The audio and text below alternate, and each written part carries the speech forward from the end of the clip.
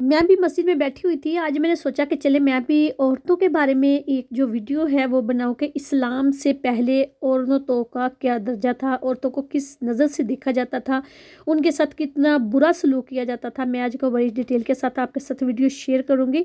Please अपने video को full watch करना है जी। बिस्मिल्लाहिर्रहमानिर्रहीम, अस्सलाम वालेकुम, welcome back to my channel. I hope कि आप सब लोग ठीक होंगे। अल्हम्दुलिल्लाह मैं भी बहुत अच्छी हूँ।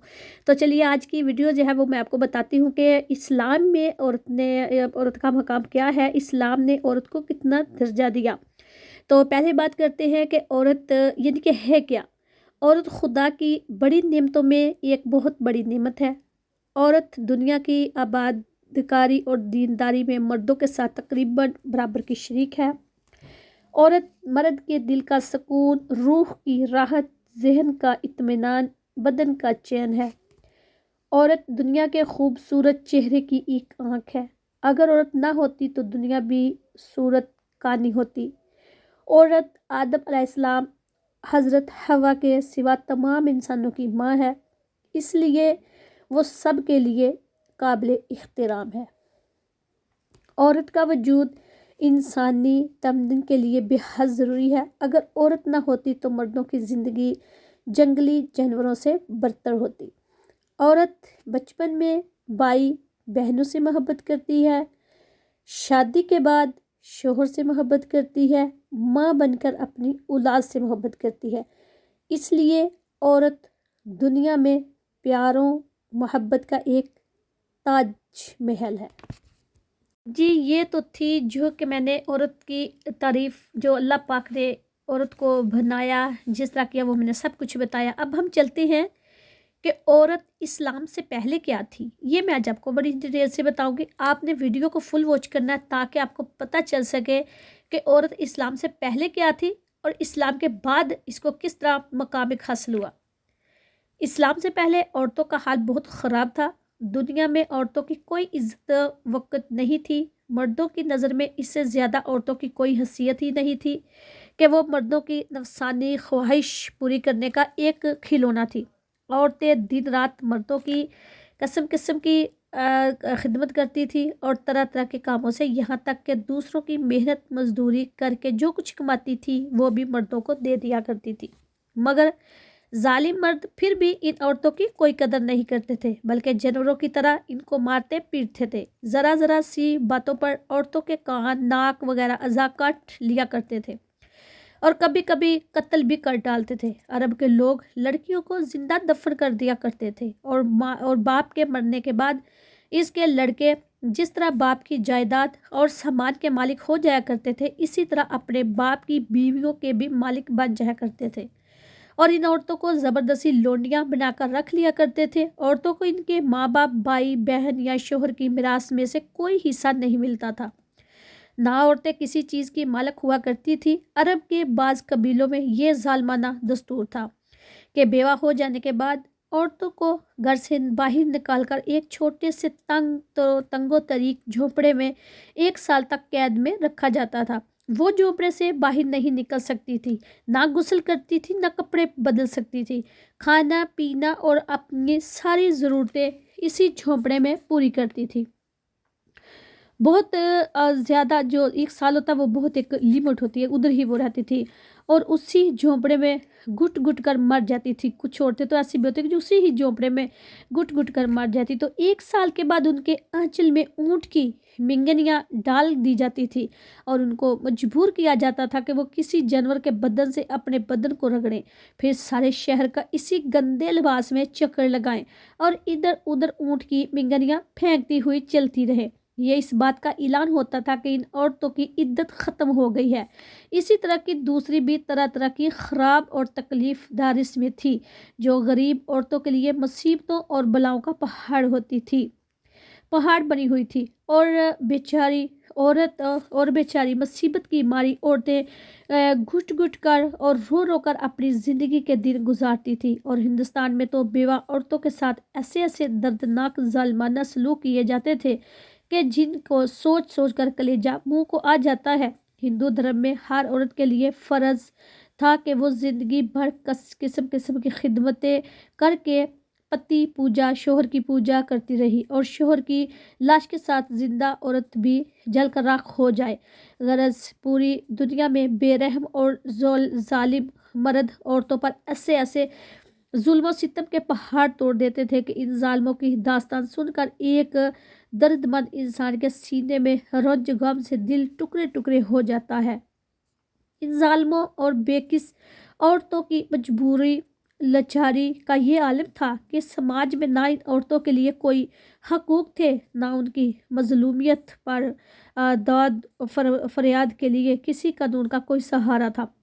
ہزاروں برس تک یہ ظلم ستم کی ماری دکھیاری عورتیں اپنی اسی بے کسی اور لاچاری پر روتی بلبلاتی اور آنسو بہاتی رہتی، مگر دنیا میں کوئی بھی ان عورتوں کے زخموں پر مرہم رکھنے والا اور ان کی مظلومیت کے آنسوؤں کو پوچھنے والا دور دور تک نظر نہیں آتا تھا۔ نہ دنیا میں کوئی بھی ان کے دکھ درد کی فریاد کو سننے والا تھا، نہ کسی کے دل میں ان عورتوں کے لیے بال برابر بھی رحم و کرم کا کوئی جذبہ تھا۔ عورتوں کے اس حال زار پر انسانیت رنج غم سے بے چین اور بے قرار تھی، مگر اس کے لیے اس کے سوا کوئی چارہ کار نہیں تھا کہ وہ رحمت خداوندی کا انتظار کرے کہ ارحمین غیب سے کوئی ایسا سامان پیدا فرما دے کہ اچانک ساری دنیا میں ایک انوکھا انقلاب نمودار ہو جائے اور لاچار عورتوں کا سارا درد دور ہو کر ان کا بیڑا پار ہو جائے۔ چنانچہ رحمت للعالمین صلی اللہ علیہ وآلہ وسلم کی رحمت کا آفتاب جب طلوع ہو گیا تو ساری دنیا نے اچانک یہ محسوس کیا کہ جہاں طریق تھا ظلم قدا تھا، سخت کالا تھا، کوئی پردے سے کیا نکلا کہ گھر گھر میں اجالا تھا۔ سبحان اللہ۔ عورت اسلام سے پہلے آپ سن رہے ہیں کہ کس طرح ان کی دکھ درد بڑی کہانیاں تھیں۔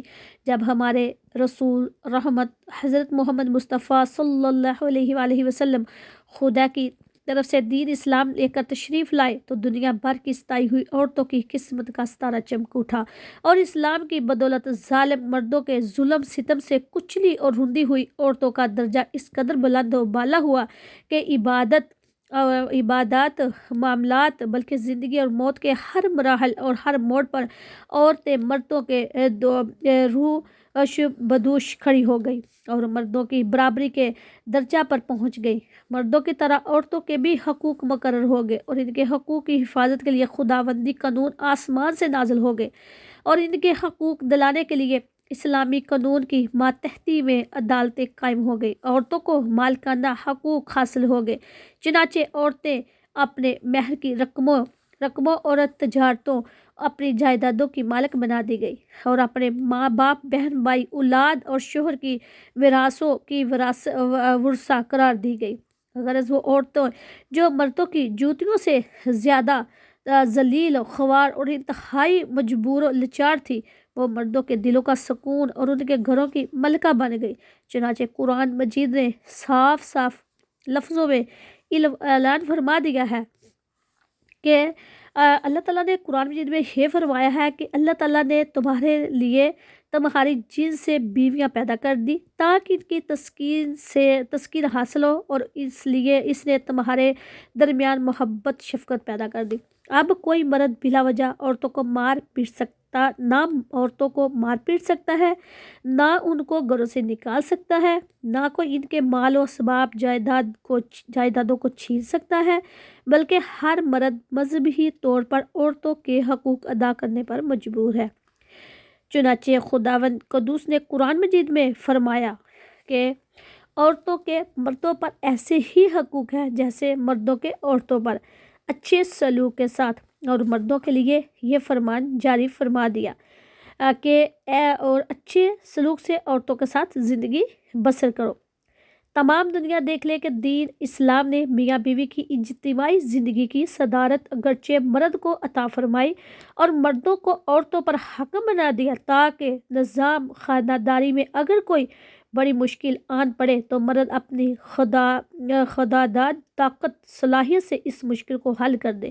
لیکن اس کے ساتھ ساتھ جہاں مردوں کے कुछ हकूक़ औरतों पर वाजिब कर दिए हैं, वहाँ औरतों के भी कुछ हकूक़ मर्दों पर लाजिम ठहरा दिए हैं। इसलिए औरत और मर्द दोनों एक दूसरे के हकूक़ में जकड़े हुए हैं, ताकि दोनों एक दूसरे के हकूक़ को अदा करके अपनी इज्तिमाई ज़िंदगी को शादमानी मसरत की जन्नत बना दें और निफाक, शफाक और लड़ाई झगड़ों के जन्म से हमेशा के लिए आज़ाद हो जाए। औरतों को दर्जात मरातिब की इतनी बुलंद मंजिलों पर पहुंचा देना, ये हजूर नबी करीम सल्लल्लाहु अलैहि वसल्लम का वो एहसान अजीम है कि तमाम दुनिया की औरतें अगर अपनी ज़िंदगी की आखिरी सांस तक इस एहसान का शुक्रिया अदा करती रहे, फिर भी वो इस अजीम शान एहसान के शुक्र गुजारी के फ़र्ज से सबका दोष नहीं हो सकती। सुबहान अल्लाह।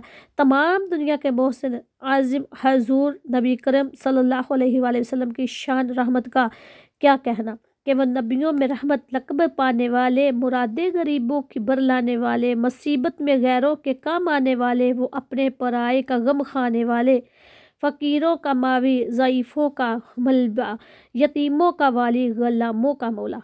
आज की मेरी वीडियो उम्मीद करती हूँ कि आपको बहुत अच्छी लगी होगी। प्लीज़ अगर अच्छी लगी है तो चैनल को सब्सक्राइब, लाइक और वीडियो को ज़रूर शेयर कीजिएगा, ताकि हमारी जो बहनें हैं जो इंटरनेट को देखती हैं, उसको फॉलो करती हैं और इस्लाम की तरफ काम आ रही हैं, वो भी समझ जाएं कि हम औरतों की इस्लाम से पहले क्या कदर थी और अब हमारे जब नबी करीम सल्लल्लाहु अलैहि वसल्लम नबी आए, उन्होंने आके हमारा कितना जो शान थी औरतों के रुतबा उनका बढ़ा दिया। तो मैं प्लीज़ आपसे ज़रूर रिक्वेस्ट करूँगी कि इस वीडियो को ज़्यादा से ज़्यादा शेयर करें, और ताकि इस्लाम से पहले औरतों का जो उनके साथ सलूक किया जाता था वो ज़रूर सुन लें। तो चलती हूँ, दुआ में याद रखना, मैं लौट कर आऊँगी बहुत ही प्यारी सी एक और इस्लामी वीडियो के साथ। अल्लाह हाफिज़। अस्सलामु अलैकुम वरहमतुल्लाहि वबरकातुहू।